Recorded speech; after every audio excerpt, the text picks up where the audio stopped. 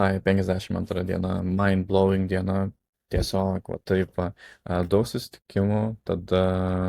daug aptarimų, darbų tokių smulkių irgi buvo padaryta, reklamų optimizacija, jie tada irgi lydų, follow-upai, bet irgi jau atrodo nebeturiu laiko su smulkiais darbais artimiausiu metu, irgi pora klientų įkrenta ir irgi pora potencialių šiandien buvo, tai įkrenta pora klientų ir reikės ieškoti būtent jau menedžerio,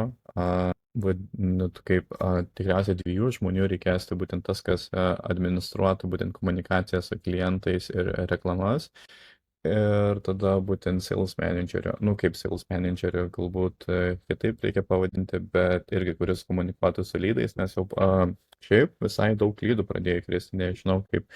eisis toliau, kaip komunikuosis, bet irgi pasileido Australijoje, pirmas lydas Australijoje yra, labai faina, tai jeigu Australijoje taip einasi, tai būtent atsirakina rinka ir Amerikos, ir Europos, visos angliakalbės valstybės, tai ką turiu omenyje, tai yra pakankamai augimo potencialo, bent jau numatau, tai tas labai džiugu. Ir taip, kol kas irgi galva šiek tiek skauda, dar vienas mytas dabar laukia. Tai, nice, tokia diena, 52 diena, darbas įsivažiuoja, ką vakar prižadėjau ir šiandien, ką sakiau, pasakysiu. Tai turėjau susitikimą su Easy Asset, australišku verslu ir ką buvo, sakė,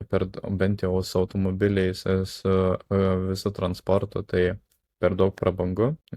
sakė, nerezonuos su tiksliniu klientu, o tada su tais visais construction side'ais, tai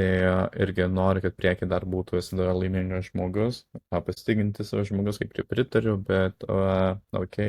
jau pakankamai daug į detalės mes einame su juo, atrodo, tokių žodžių vėl iš pradžių, nepavyks atsispirti, tai galbūt artimiausiu metu teks priimti dar vieną sprendimą, tai kad galbūt ir netęsti toliau partnerystės, tai tokius trumpus šiandien tokie trumpi pasidalinimai, tokius trumpus mintys. Tai ačiū, kad toliau žiūri, seki, jeigu turi klausimų, gali rašyti ten ir iki pasimatymų, laikykis. Iki.